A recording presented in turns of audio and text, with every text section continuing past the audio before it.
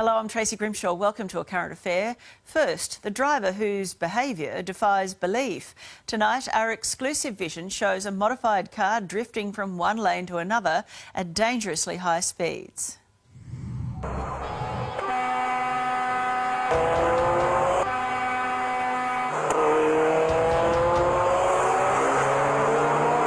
This driver appears to have a death wish, totally irresponsible driving. Stupid, idiotic, unbelievably dangerous.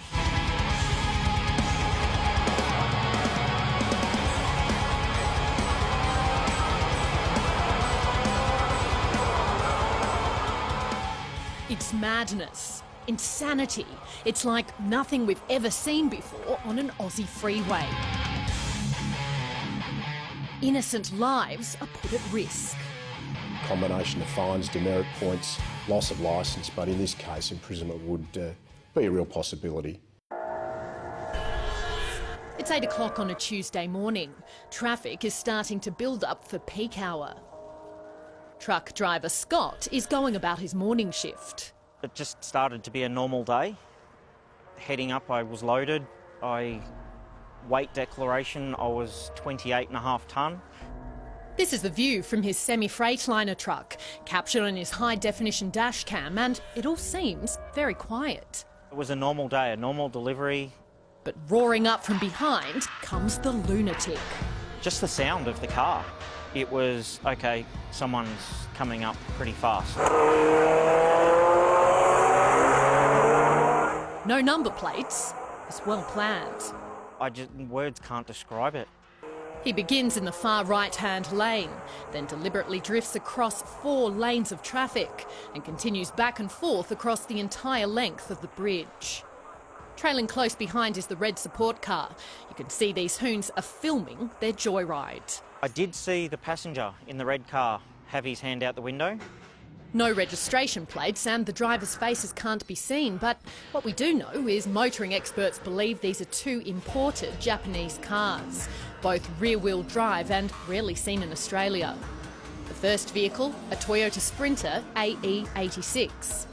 The second car appears to be a Nissan Silvia S13, commonly used for this kind of reckless driving. And you can see he's nearly hit the side. Inspector Simon Humphrey from Victoria Police says they're hoping that someone might see this story and recognise the cars. We would encourage people to call Crime Stoppers and provide details to the police, and we would certainly follow that up. We'd be very, very keen to get a driver like this off the road. The trail of drifting, or snaking, starts on Melbourne's famous Westgate Bridge and continues for at least 10 kilometres down the freeway. You can see that there's a car in the left-hand lane, and he goes very, very close to colliding with it. I mean, it's a matter of inches. Here he is again, barely in control of the vehicle and narrowly missing the surrounding cars. There's times and places to do that kind of stuff, and peak hour on a weekday is not one of those places. I've been a truck driver for 15 years now, and I've never seen anything this stupid before. We're not in the clear yet. At the last second, the hoon exits to the left, his antics nearly causing a major crash. The grey vehicle, just metres behind, is focused on the action up ahead. He too makes a sudden swerve towards the exit, with no clue that Scott's 30-tonne truck is right behind him.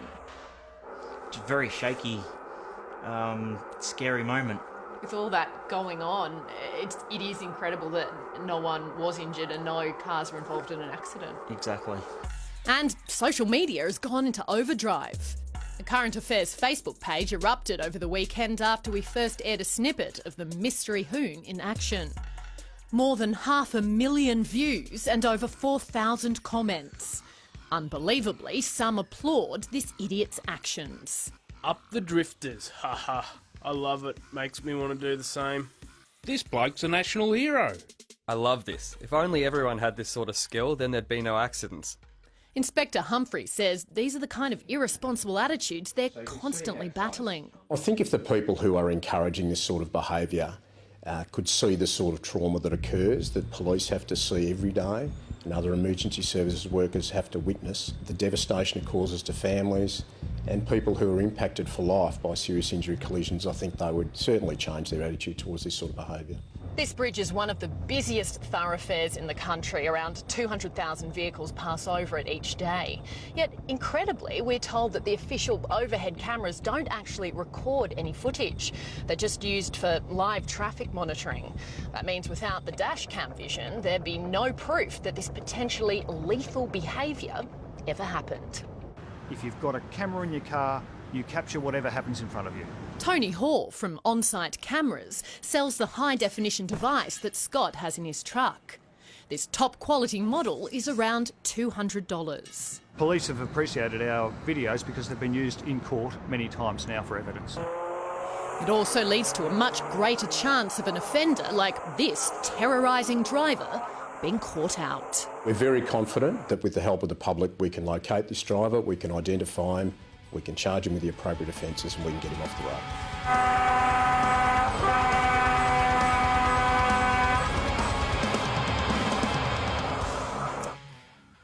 And if you know the drivers involved in that video, police want to hear from you. Please contact Crime Stoppers on 1800 333 000. That's 1800 333 000. Now, the dramatic development in a story we brought you last week about a frightening road rage attack caught on camera. After we handed the video over to police, they took action. Couldn't believe it was happening, yeah. Shocking scenes in a normally quiet suburban street. A young woman on her L plates and her boyfriend allegedly attacking another car in broad daylight. And they might have got away with it were it not for John, a quick-thinking driver following behind. I saw the guy walk to the side there, looked pretty upset, and started hitting the car, and that's when I pulled out the camera, the phone, and started filming. The couple stopped their car in Cogra, South Sydney, and approached the occupants of a grey Holden Commodore travelling behind them. Police allege the woman and the man then punched both the driver and his passenger and kicked the car. When the Commodore tries to take off, the man flings himself onto the bonnet, then falls off as it swerves around the couple's white Mazda. The woman injured her foot in the attack while her boyfriend suffered a broken knee. That was pretty frightening to see him jump on the car. They were just trying to get away. I would have hated to be in that car. Police knew who their suspects were early in the investigation, but were short on evidence. That is, until we provided them with John's vision. Really scary to see these things happening. Yesterday, St George Police charged a 44-year-old man and a 23-year-old woman with a fray and behaving in an offensive manner. It's also been revealed that all involved in the incident knew each other.